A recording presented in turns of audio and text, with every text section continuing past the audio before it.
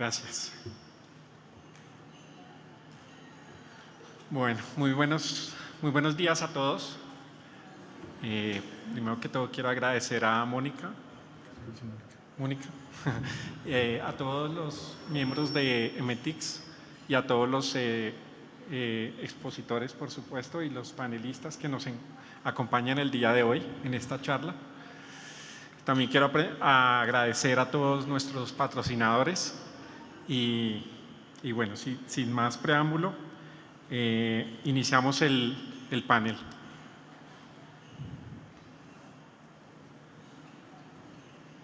El panel se divide en 3 segmentos. En el primer segmento vamos a hablar de todos los temas relacionados con gestión de incidentes, gestión de eventos. En el siguiente segmento vamos a hablar sobre temas relacionados con compartir información y hacer colaboración entre sectores. Y por último vamos a hablar sobre los temas relacionados con toda la parte de innovación y nuevas amenazas. Actualmente, como ustedes saben, pues el tema de ciberseguridad es supremamente importante para nuestras organizaciones y hoy en día vemos que cada vez más actores maliciosos entran a jugar un papel importante y asimismo pues los ESIRTs son un factor y una parte muy importante y muy crucial para la protección, detección y respuesta de cualquier amenaza que tienen nuestras organizaciones. Hoy vamos a profundizar en esos desafíos que enfrentan los equipos de respuesta en, como les decía, gestión de incidentes, compartir información, colaboración entre sectores y entre el mismo sector y nuevas tecnologías y pues cómo los ESIRT están abordando esas nuevas amenazas y cómo con nuevas tecnologías pueden detectar las amenazas en particular. Lo primero me gustaría hablar sobre gestión de incidentes. Como ustedes saben y asimismo pues tanto el sector financiero como el sector gobierno, como les decía, cada vez hay más actores de amenazas que están siempre buscando nuestra información, buscando hacer daño, no solamente con nuestra información, también hemos visto que los ciberdelincuentes o estos actores de amenaza buscan también afectar vidas humanas a través de ataques y de diferentes técnicas, tácticas y procedimientos en temas, aprovechan, digamos, todas esas técnicas para tratar de afectar infraestructuras críticas, por lo cual pues la gestión de incidentes es supremamente importante y los ESIRT son completamente un eslabón muy importante en precisamente la detección y contención y pues para evitar ese tipo de incidentes hoy por hoy en nuestras organizaciones. Me gustaría entonces empezar a preguntar a nuestros panelistas desde la perspectiva de cada uno de ustedes y los sectores que están aquí representando, ¿cuáles son los principales retos? Gracias, yo creo que eso es mejor así. Hola, listo. ¿Cuáles son esos principales retos según su perspectiva en cada uno de los sectores que tienen los ESIRTs actualmente hoy por hoy para temas de gestión de incidentes? Entonces me gustaría empezar, no sé si alguno quiere iniciar o le damos la palabra puntualmente a alguno de ustedes. Primero las damas. Dale, primero Sandra, con las damas. No hay problema. Bueno, pues básicamente yo considero que como retos en los equipos ESIRT, uno de los principales son los temas de sensibilización y capacitación. Conciencia, porque a veces se tiene en mente que los responsables de la seguridad son los equipos de seguridad únicamente.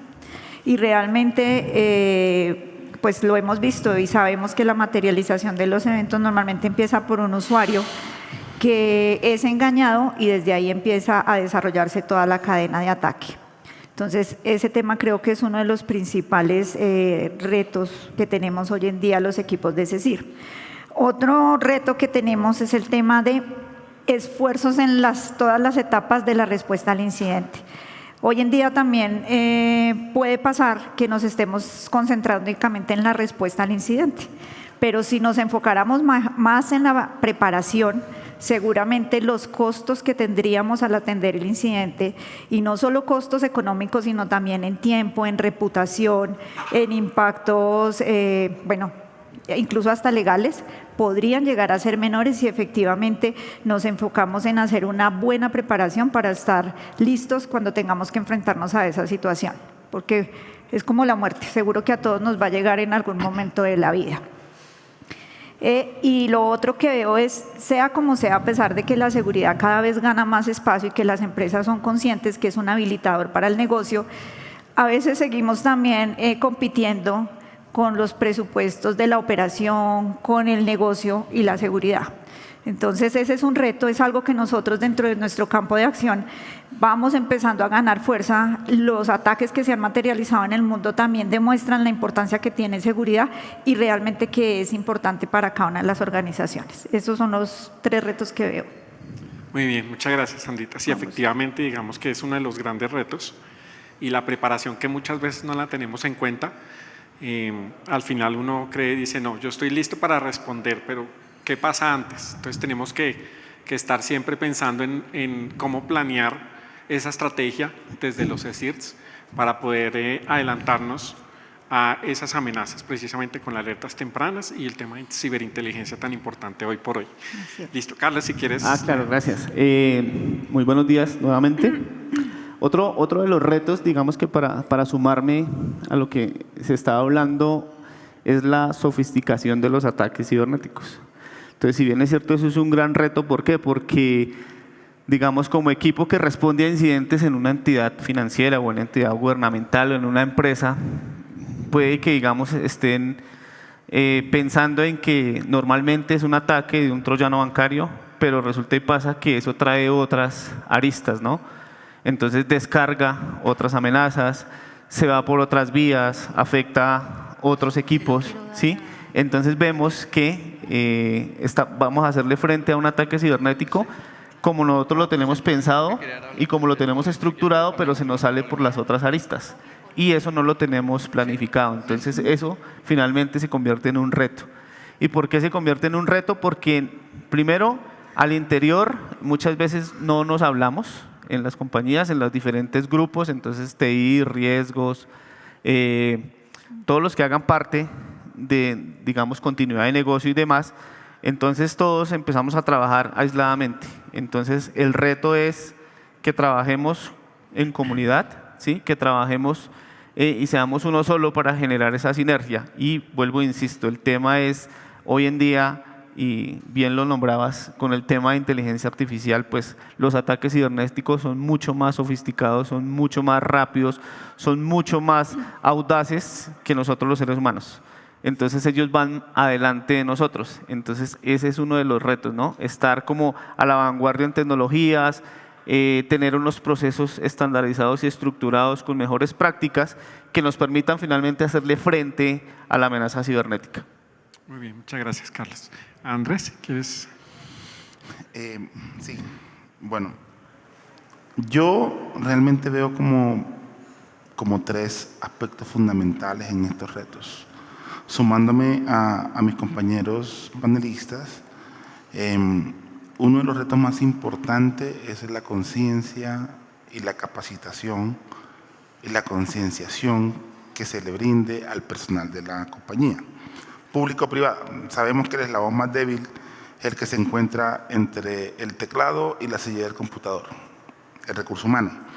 Por ende, toca generar unas campañas de impacto para poder capacitar y entrenar a todo el personal en materia de incidentes y cómo identificarlos. Una cosa es un evento, una cosa es un incidente. Un evento puede llegar a materializarse en un incidente puede o no activar el plan de continuidad del negocio.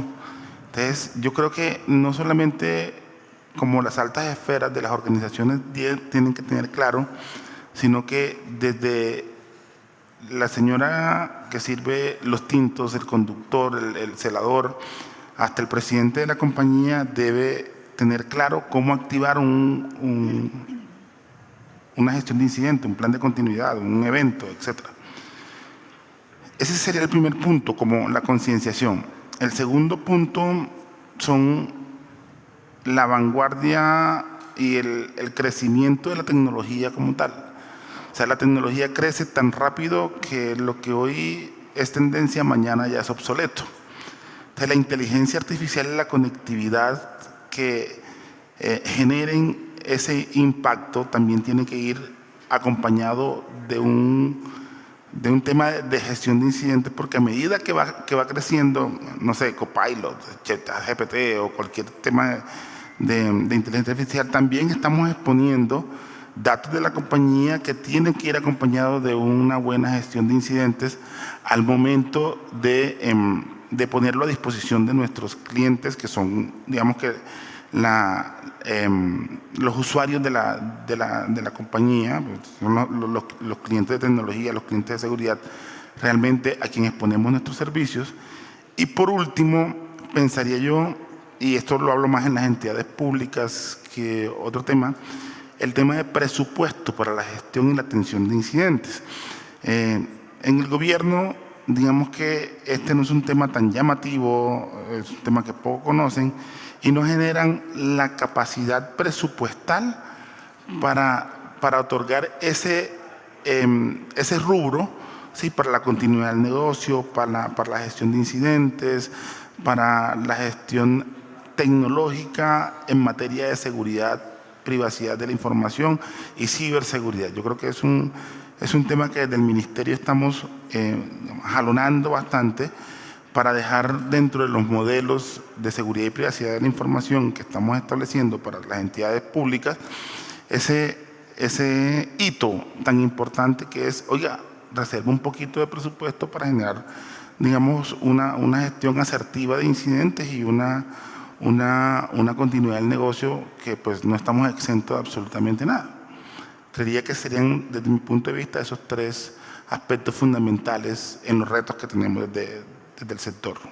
Muy bien, muchas gracias, Andrés. Emanuel, ¿quieres algo aportar adicional? A todos ustedes, a Juan, a Clara, a Mónica por esta invitación. En especial, digamos que desde la visión y lo que ha sido Colombia recientemente, pienso que todas las empresas han ido construyendo paulatinamente grupos o escenarios de riesgo para poder justificar equipos de respuesta a incidentes.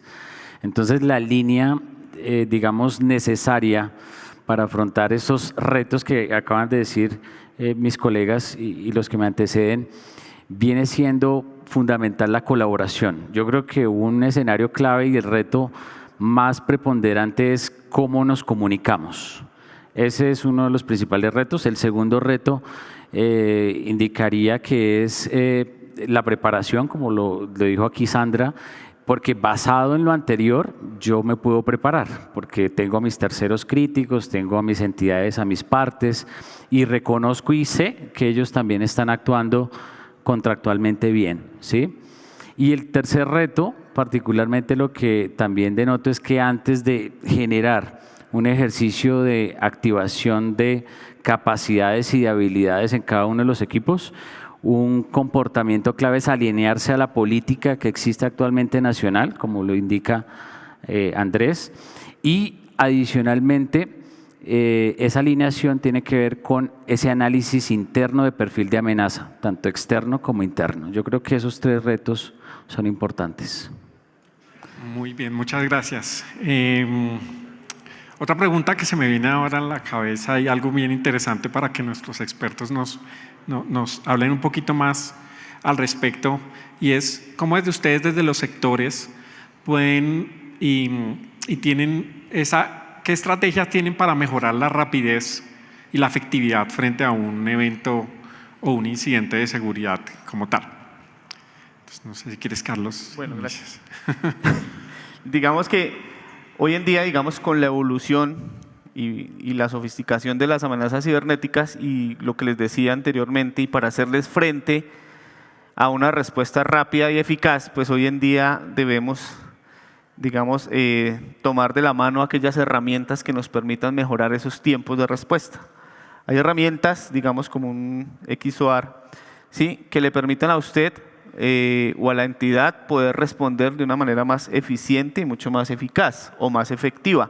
¿Por qué? Porque él va y hace la búsqueda mucho más rápida, mucho más indexada, tiene la capacidad de analizar volúmenes de información que, digamos, nosotros los seres humanos nos tardaríamos mucho tiempo en analizar. Si bien es cierto, nosotros podemos identificar en la identificación de un patrón, de un comportamiento, de una amenaza en particular, un tiempo, ellos lo van a hacer de una forma mucho más automatizada. ¿Y esto qué hace? Pues que los tiempos de respuesta se reduzcan porque estas tecnologías están en la capacidad de identificar, contener y erradicar una amenaza cibernética. Entonces, pienso yo que eso podría ser, digamos, una de las medidas efectivas para poder hacer frente a una respuesta a incidentes sin dejar atrás, obviamente, el recurso humano o el lado humano, ¿no? Que es poder entender el resultado o la interpretación de esas herramientas, ¿no? Porque no nos podemos solamente quedar con el mero hecho de la automatización. Sí, efectivamente, la plataforma está en la capacidad de identificar una amenaza cibernética, hacerle frente a la amenaza cibernética, bloquearme el acceso y me dice sí, es un ransomware, ¿sí? Pero entonces debemos ir más allá con todos los procesos y los pasos que tenemos para nuestra respuesta y gestión de incidentes. Eso se volvió estratégico porque debemos entender en cada una de esas fases qué hago y ahí pues el ser humano sigue, digamos, siendo un elemento importante en esto, ¿no? Para analizar realmente qué hace, cómo se mueve, ¿sí? Porque para poder entender eso, la máquina lo entiende muy bien, pero yo como ser humano, para poderle decir eso a la alta dirección, para poder concientizar y eso bajarlo, digamos, al nivel básico del usuario, pues tengo que entender su comportamiento y para eso yo tengo que hacer un análisis detallado que me permita a mí entender ese comportamiento y de ahí empezar a generar estrategias en la organización como concientización, como campañas, como pues la misma o la mera necesidad de contratar otras herramientas que me permitan contener o fortalecer aún más mis procesos de gestión y respuesta a incidentes. Sí, gracias, Carlos. Ahí lo importante y es que tú decías, ¿no? Ciberseguridad depende de muchos factores, principalmente en tema de personas, procesos, procedimientos y pues toda la capa tecnológica que nos apoya en esa respuesta efectiva y rápida. Andrés, ¿qué opinas al respecto? Bueno, para mí realmente, bueno, el Ministerio, y hablo desde el punto de vista del sector público, el Ministerio ha enfocado unos esfuerzos importantes en regular el tema de la gestión de incidentes en materia de seguridad digital y ciberseguridad.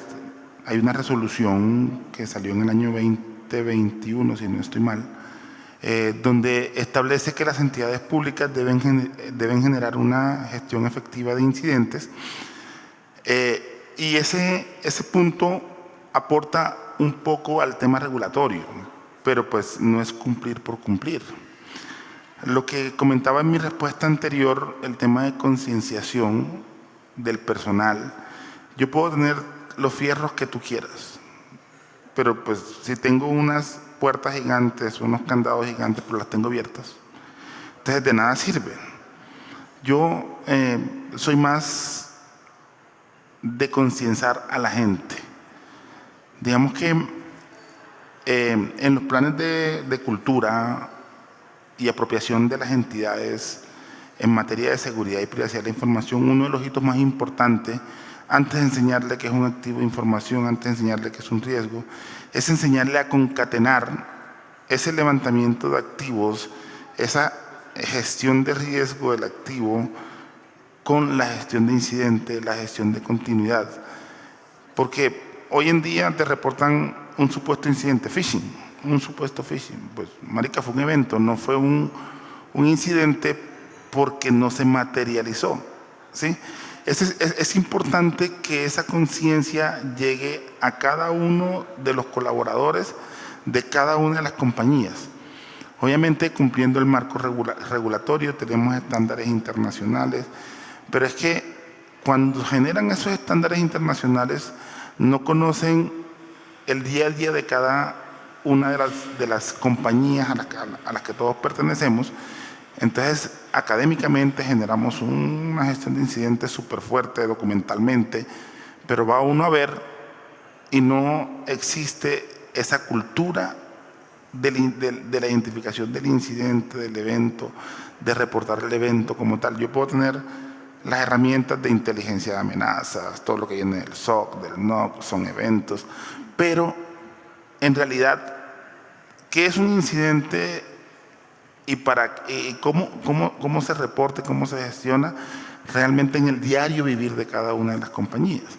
Eso es lo que yo creo que debemos llegar a impactar en esos planes de cultura que todos implementamos en cada una de las compañías, es llegar a mi compañero, al de al lado, no sé, una cosa tan sencilla como bloquear el computador, ¿sí? Es como generar ese impacto para que tengan la conciencia de gestionar el incidente desde su nacimiento hasta evitar su materialización, que es lo que realmente llegamos a buscar.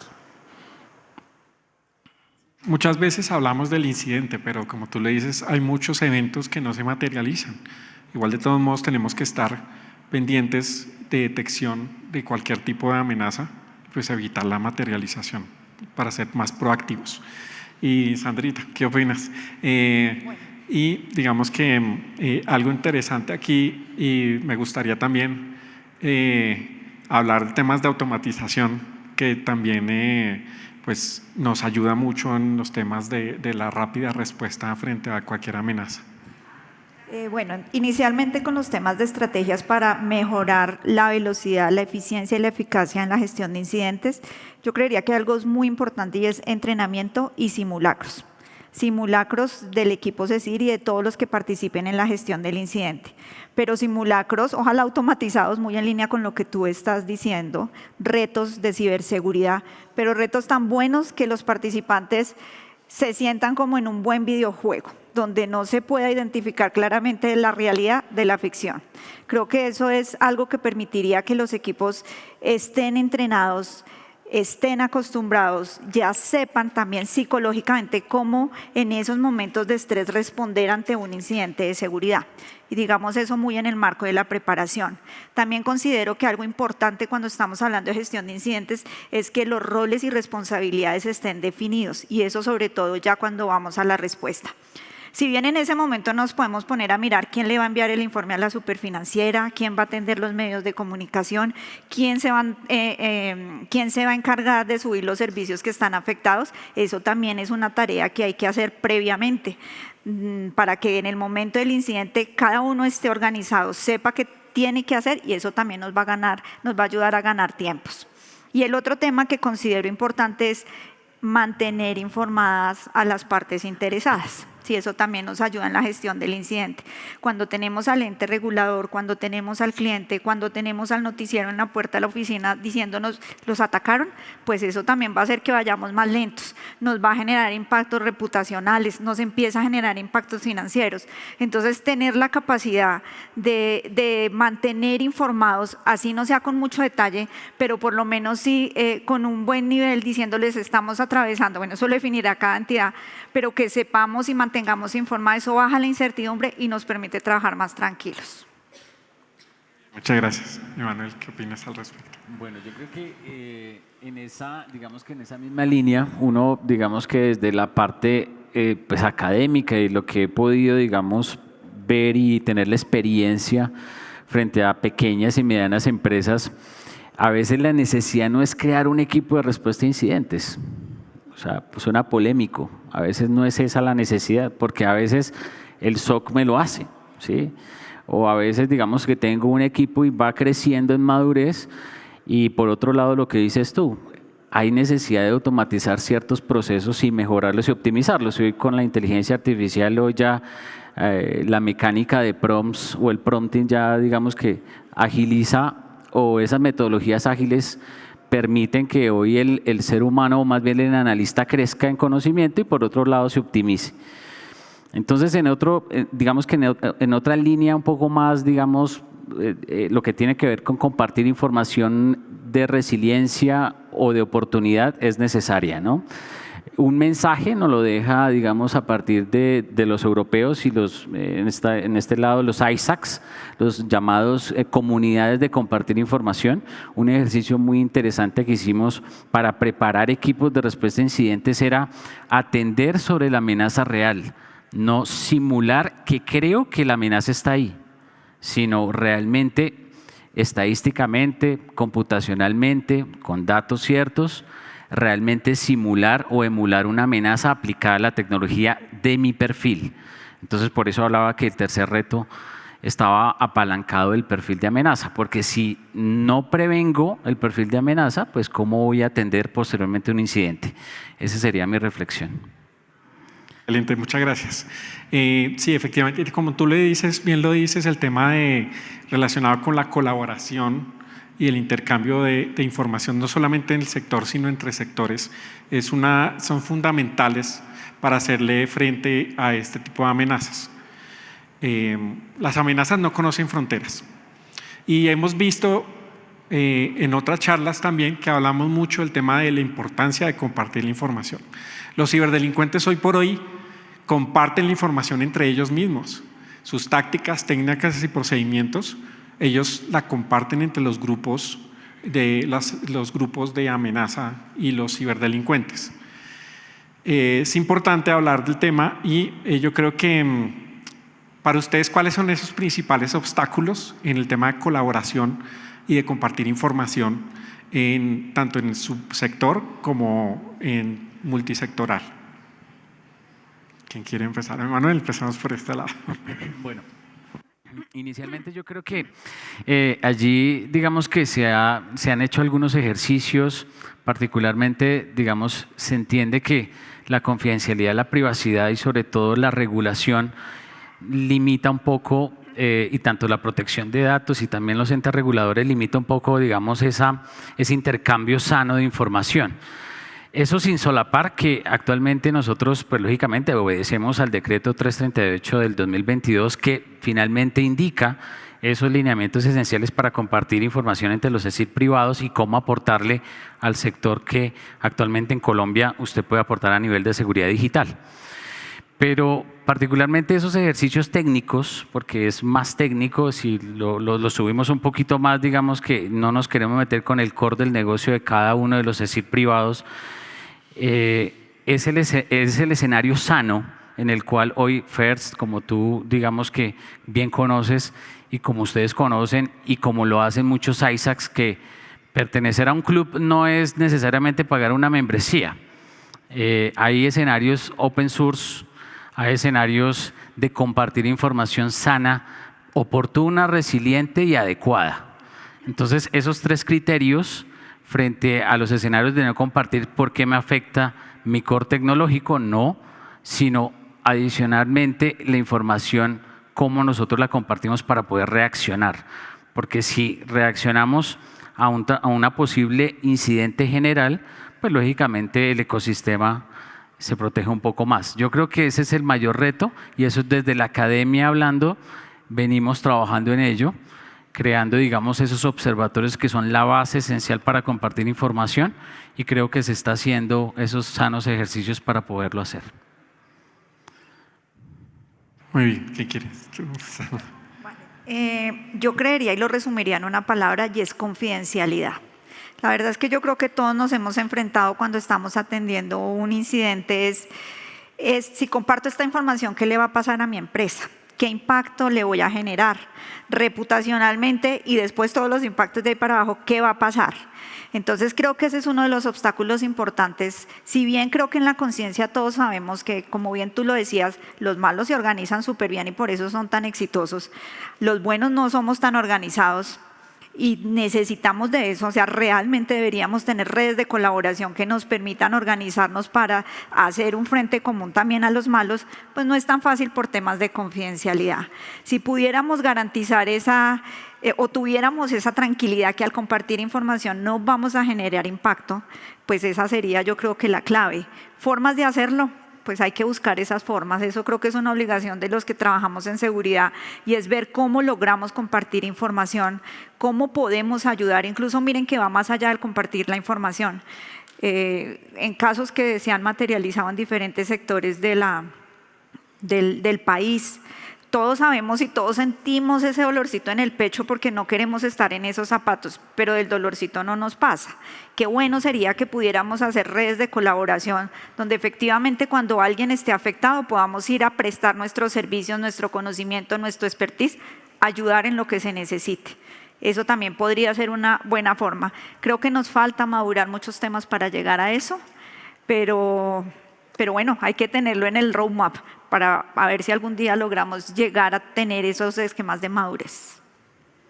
Muy bien. Adicionalmente a Andrés y a Carlos, me gustaría preguntarles también, aparte de los obstáculos de la colaboración, también me gustaría preguntarles cómo podemos fomentar una mayor confianza en las organizaciones para hacer y entre sectores, por supuesto, para facilitar esa información, ese intercambio de información crítica entre los sectores y entre el mismo sector.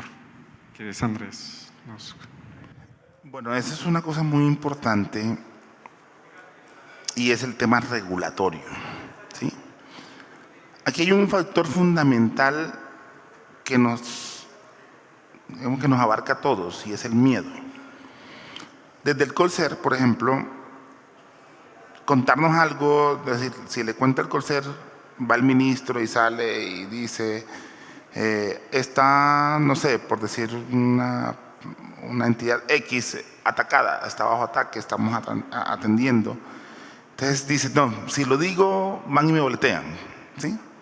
Yo creo que el tema regulatorio, y como lo decía mi compañera y mi compañero Manuel, es fundamental la confianza en la confidencialidad de la información que se comparta entre los CIRS y los CERTs, ¿sí? Digamos que es muy importante esa articulación, que tengan la certeza que realmente cuando acudan al Colser, la información realmente es confidencial y que lo que vamos a hacer es activar los mecanismos para el apoyo de cada una de las entidades afectadas. Eso es, yo creo que es lo más importante en ese aspecto, en generar esa confianza enmarcada en un marco regulatorio. Porque bien es cierto que la ley 1712 de 2014 me establece qué puedo y qué no puedo compartir, pero partimos de una premisa que toda la información es pública. Pero ojo, la información es pública, pero no es publicable, ¿sí me van a entender? Es una información pública reservada, pública clasificada o pública. Tiene esos aspectos que yo no puedo llegar a decir, Bancolombia está en este momento bajo ataque porque pues, generó pánico y generó una inestabilidad en el sector. Yo no puedo llegar a decir, Mintic está bajo ataque porque genero ese pánico. Hay que tener esos mecanismos regulados para yo poder determinar cómo trato y cuál es el mapa de ruta para yo poder determinar cómo actuar y cómo manejar y cómo acompañar ese tipo de afectaciones que se presentan y la información compartida con nosotros. Eso es muy importante y se resume en una sola palabra: confianza. Si no existe confianza entre el sector de CECIRS en el país, no vamos a tener un compartimiento de información efectivo y eficaz para llegar a tomar decisiones o regulaciones al respecto. Ok, sí, excelente. Es importante. Y Carlos, ¿qué nos puedes comentar al respecto? Les voy a hablar desde el CECIR Financiero. El CECIR Financiero es un equipo de respuestas que lleva ya creado 5 años y ya todas esas problemáticas las hemos venido trabajando, porque compartir información es realmente complicado. Generar comunidad de confianza es complicado, pero ¿cómo genero yo comunidad de confianza? Primero, pues, y digamos, recogiendo algunos de los conceptos que daban. Reputación y confidencialidad es importante, es decir, el hecho de que a mí una entidad financiera me comparta una información como CECIR Financiero no indica que yo vaya a decir en mi comunidad de confianza que me la compartió el banco A. Eso es importante y eso que hace que el banco confíe en su CECIR y le comparta la información. Ahora, los canales de comunicación a través de los que yo comparto la información no son correos cualquiera, no son a través de WhatsApp, se define todo un gobierno corporativo a través de los cuales se envía la información a las personas que deben recibir la información y a las personas que realmente van a tratar la información al interior de la entidad. ¿Eso qué hace? Genera mucho más confianza. 3, tenemos una herramienta que es MIS, que es una herramienta de inteligencia de amenazas, a través de la cual de forma automatizada podemos compartir todos esos indicadores de compromiso. Asimismo, toda la información que nos compartan otros stakeholders o otros sectores tienen unos procesos de validación y de verificación. ¿Esto qué hace? Genera confianza, porque hay un ente para ellos, en este caso el CECIR financiero, que valida y verifica toda la información que viene de aquellos feeds y se la entrega a la entidad y le dice, mire, esta amenaza cibernética hace esto, tiene esta capacidad, tiene este contexto y tiene este indicador de compromiso que le puede servir a usted para anticipar una amenaza cibernética. Entonces, esos mecanismos hacen que se genere confianza y eso hace que, digamos, las entidades puedan compartir información y por eso, digamos, es uno de los objetivos de la creación de un CECIR financiero, en este caso para el sector financiero, porque le quitas el ruido a la información, validas la información. ¿Sí? El hecho de que yo reciba direcciones IP, dominios de otros entes, tiene que tener una previa validación antes de que yo se los comparta a mis entidades financieras, para que ellos tengan la certeza de que o es un falso positivo o es una dirección IP que les puede generar una indisponibilidad, ¿sí? O saben que realmente sí está relacionada con una amenaza cibernética. Y esos canales, pues obviamente ese MIS tiene también a través, para compartir esa información, tiene unos TLPs. Entonces, si es rojo, si es amarillo, si es verde, si es ámbar, ¿para qué? Para garantizar que la información que se comparte es solamente por la entidad o la puede compartir con sus terceros críticos o la puede compartir al interior de la entidad o solamente es para el equipo de trabajo. Entonces, todos esos mecanismos hacen que se genere confianza, comunidad de confianza y puedan compartir la información de forma tal que la información sea confiable, efectiva, verídica y les aporte en su operación diaria y puedan mitigar las diferentes amenazas cibernéticas. Bien, muy importante. Ya nombradas MISP, es una excelente herramienta la cual nos permite compartir información más relacionada con indicadores de compromiso, como bien lo dices, pero también técnicas, tácticas y procedimientos que están utilizando los ciberdelincuentes. Entonces, allí no compartimos información confidencial de la organización ni pues información que ponga que se haga pública efectivamente de quién fue la organización o qué sector fue el afectado frente a una amenaza o la otra. Ya entrando en materia de temas relacionados con innovación y adaptación de nuevas amenazas, como ustedes saben, este tema de las nuevas amenazas y todo lo que tiene que ver con ciberseguridad está en constante evolución. Día a día vemos noticias y precisamente las últimas noticias relacionadas con temas de, no tanto de ciberseguridad, pero que tiene mucho que ver, es el tema de la explosión de los beepers y los walkie-talkies por allá en Hezbollah con algunos militantes del Hezbollah. Muchos dicen que fue un ataque a la cadena de suministro, otros dicen que a nivel tecnológico lograron explotar alguna vulnerabilidad para que las baterías de esos dispositivos explotaran. Bueno, hay muchas teorías relacionadas al respecto, pero eso nos abre mucho las puertas de que hay nuevas tecnologías, nuevas amenazas y la parte de inteligencia de amenazas pues cada vez es más importante precisamente para poder detectar y tener alertas tempranas específicamente frente a un tipo de ataque o al otro.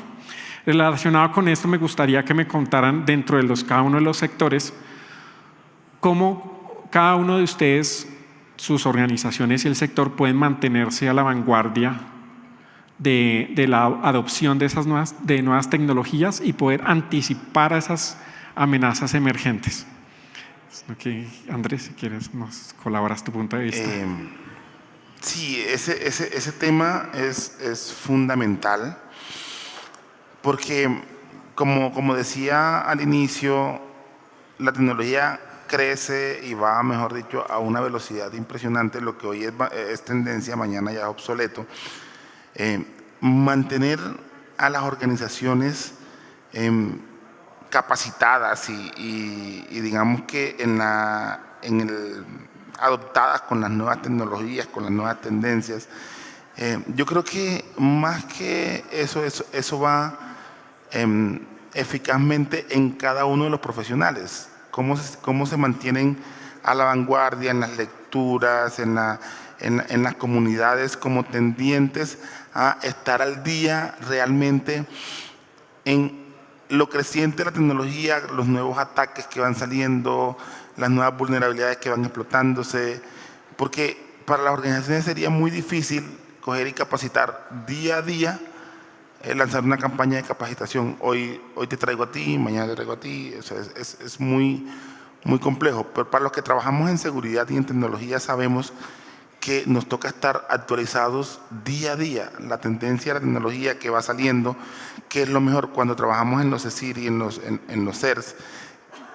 Nosotros tenemos que ir un paso adelante del atacante, porque si no, realmente nos quedamos como cortos y vamos a generar políticas y tendencias y aseguramientos que ya están obsoletos. Entonces nos toca estar a nosotros mismos día a día educándonos sobre cuál es la tendencia tecnológica que va a la vanguardia, por dónde me pueden explotar, cuáles son las nuevas herramientas. Sin embargo, el sector privado tiene una ventaja sobre el sector público. Yo para sacar y para poder contratar una herramienta me demoro mínimo 6 meses, mientras estructuro el proceso, mientras lo saco, mientras lo contrato, mientras hago el kickoff, mientras lo implemento.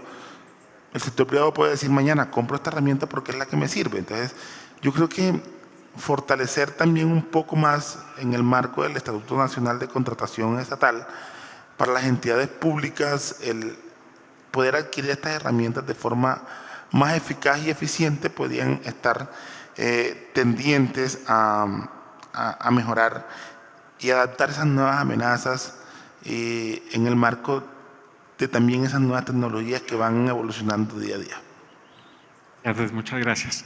Por temas de tiempo, vamos a agradecer a todos y cada uno de ustedes y también me gustaría que Clara nos apoyara con las conclusiones de este importante panel y así daríamos por terminado el panel de CECIRS de los sectores financiero y gobierno.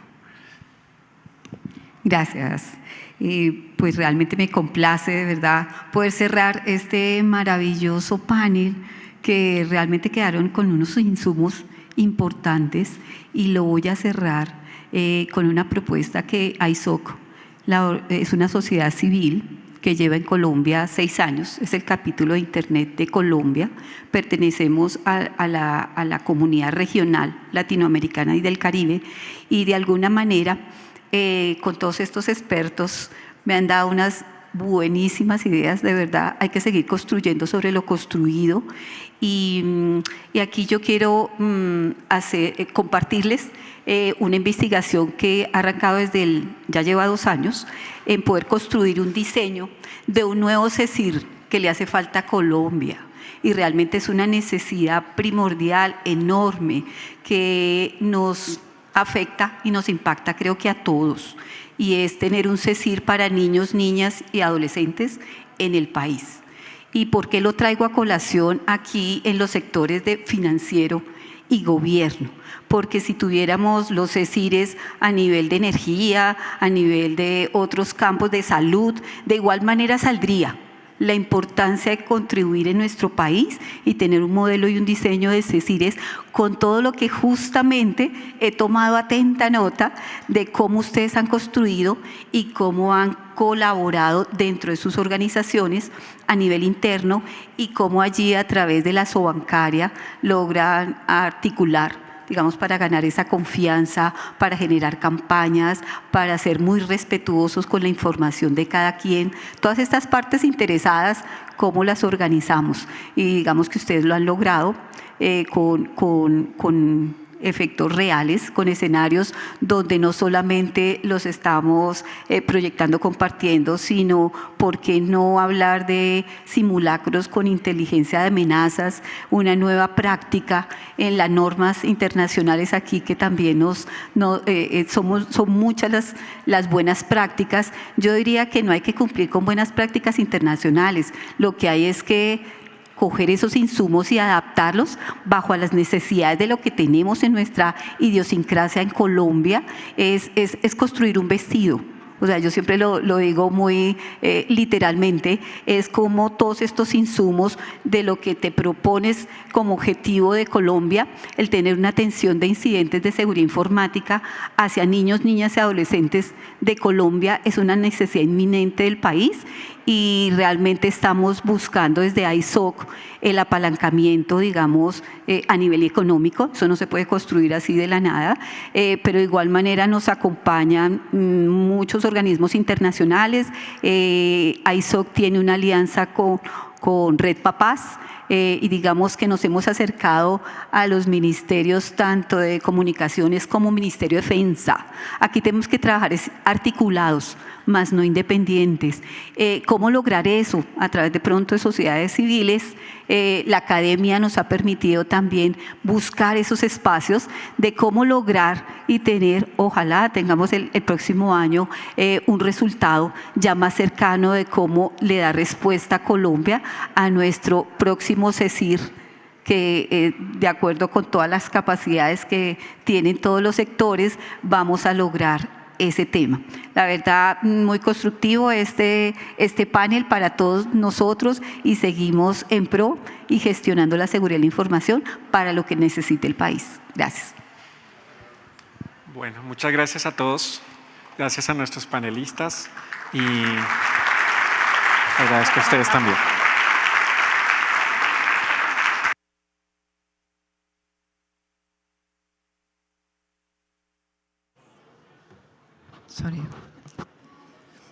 Le damos las gracias a Emmanuel Ortiz, a Carlos Javier Beltrán, a Sandra Cárdenas Rosas, a Andrés Díaz Molina y a nuestros moderadores Juan David Valderrama y Clara Muñoz.